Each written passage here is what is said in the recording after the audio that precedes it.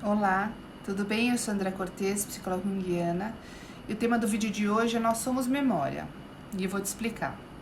Bom, a gente pode definir memória como aquilo que lembramos do passado ou um arquivo de informações aprendidas ao longo da vida.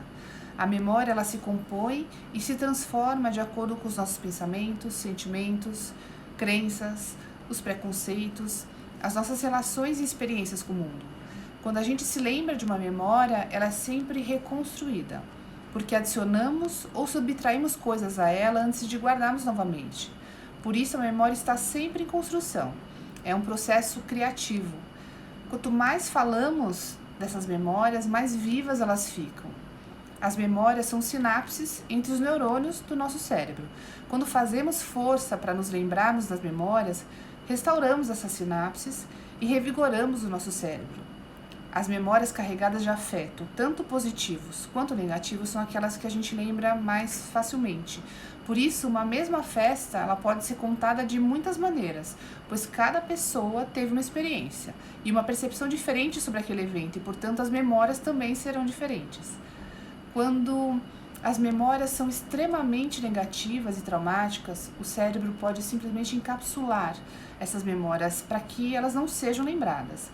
Só que muitas vezes é importante que a gente se lembre para entender e superar os conflitos que estamos vivendo naquele momento. E esse é um dos objetivos da psicoterapia: trazer para a consciência aspectos presos no inconsciente da pessoa e ajudar ela a enfrentar e ressignificar os sentimentos e mágoas que essas memórias podem trazer para a vida dela. Fazendo um paralelo com a psicologia analítica, as memórias armazenadas e não lembradas estão no nosso inconsciente. E quando lembramos de uma memória e refletimos sobre ela, isso acontece na consciência. A memória tem várias funções importantes para nós. Ela traz um senso sobre nós mesmos, porque a memória, ela participa da nossa identidade, ela orienta os nossos comportamentos e atitudes. E por isso os neurocientistas dizem que nós somos memória. Nós somos o que lembramos sobre nós.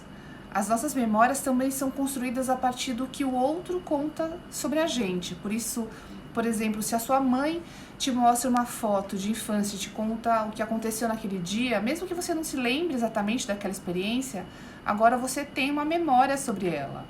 Outra informação importante sobre as memórias é que elas são armazenadas e fixadas no nosso cérebro durante o sono. Por isso é super indicado para os estudantes dormirem um pouco quando chegam da escola. Assim, eles vão armazenando melhor os aprendizados que tiveram no dia. Para os vestibulandos, então, isso é fundamental.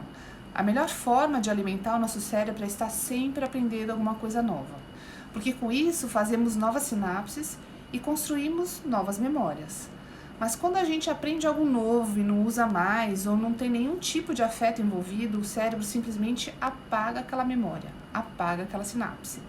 Para manter essas novas sinapses e garantir a memória desse novo aprendizado, nós temos que repeti-lo diversas vezes.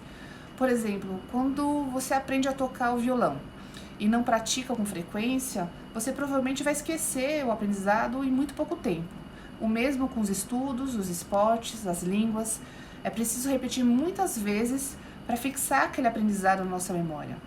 Mas olha que interessante, se existir algum tipo de afeto atribuído àquela memória, se ela for uma memória afetiva, ela fica armazenada, mesmo que a gente não se lembre dela por um longo tempo. Ela fica lá guardada. Você pode revigorar o seu cérebro e criar novas memórias todos os dias, lendo livros, praticando esportes, fazendo um caminho novo no trânsito, mas sem o Waze, aprendendo novos idiomas, fazendo cursos. E você? Você tem desafiado o seu cérebro? Tem criado novas memórias? Um beijo e até a próxima!